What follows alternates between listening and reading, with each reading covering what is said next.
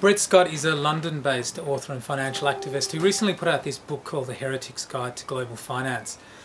Market Forces recently got in touch with Brett and put some questions to him, ranging from the role of the divestment movement, the impact an individual can have working within and trying to influence the finance sector, and also the importance of banks' investment policies.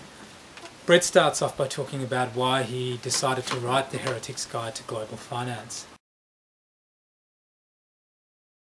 Pluto Press actually asked me to write the book, and the reason that they asked me was that I'd had a background in both the financial sector, where I'd worked for a couple of years as a broker, but I'd also had a background in campaign movements. So I understood the campaigning culture, and I also understood the financial sector, which is quite a unique combination of skills. And then it was actually just, they asked me just after the Occupy protests, where it was apparent that there was a lot of energy for learning about finance, but not many resources out there. So I set about writing the book to address that need. Well, when a lot of people are thinking about the financial system, they're thinking about large-scale banks and, say, big funds like hedge funds. And these are very obviously central players, but all those players rely on small-scale depositors and small-scale retail investors to keep them going effectively. So you take a commercial bank relies on deposits. I mean, it doesn't only rely on deposits, but deposits form a very important part. And even where a commercial bank might raise money from other sources, such as large funds, but then when you look at where large funds get their money from, frequently large funds get their money from small-scale investors again. So no matter which way you look at it, you tend to find that the financial sector is based at some fundamental level on small-scale players. The key political dynamic then is the relative power of the small-scale players versus the central intermediaries that try to deal with their money on their behalf. And that's what we're talking about. And actually, when you look at the sort of various financial campaigns, like your Move Your Money campaigns, your divestment campaigns, that's what they're trying to assert the power of the small-scale retail investors over the centralized intermediaries. Well, when banks are making decisions about lending money, they're effectively making in some way, a statement about the future. So when they're lending to, say, a large fossil fuel project, they're not only saying we support this project right now, but they're saying we support this project into the future, because a loan is frequently 10, 15, 20 years long. So you're basically expressing a view of what you think the future is going to be and what it should be. And then, so actually your divestment style campaigns, the aim of it is not only to protest that vision of the future that your ordinary banks are projecting, but also to project your own. So you're taking your money out of some institution and you're trying to put it into an institution that expresses a more positive view of the future.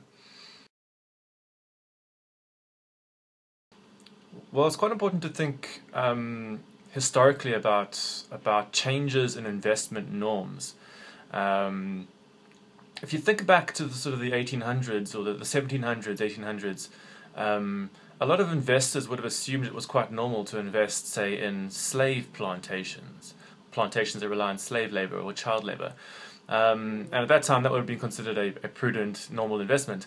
And there were social movements at that time which acted to shift the cultural norms of the societies to a point where it was no longer considered acceptable. You can see a similar thing nowadays, where a lot of investors assume it's perfectly fine to invest in destructive environmental projects, and the importance of divestment movements and banking consumer movements is partially to try to shift the cultural norms of a society or to push the political debate. It's not that a single person moving their money out of a bank in and of itself is going to change that bank, but it serves as a part of a broader campaign. So, I mean, I think that if you're trying to trace the causality of a particular financial campaign with a particular outcome in society, it's quite hard because there's a whole bunch of different factors that come into play.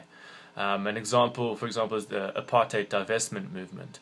The apartheid and the anti-apartheid divestment movement helped to get Barclays out of South Africa.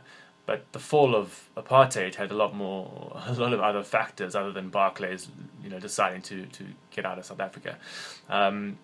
So it's a very similar thing with most move your money campaigns or divestment campaigns. They're trying to fit into a broader agenda. I mean, in closing, one thing I'd say is that there's a lot of energy actually in the financial activism scene right now. There's a lot of interest around what could be done, and a lot of people who are interested in pioneering it. So actually, if you're interested in getting involved, it's a good time to start. I mean, I know people who are based in Hong Kong, and obviously in Australia, in the USA, in India, in China, in South Africa, obviously the UK as well, who are all interested in how you try to present a united front to work to prevent financial institutions from investing unsustainably. So it's actually quite an exciting area to get involved in now. So I'd recommend that the best way to start is to start with your own bank account, to assess how you personally relate to the financial sector, and then from there try to start working on bigger campaigns.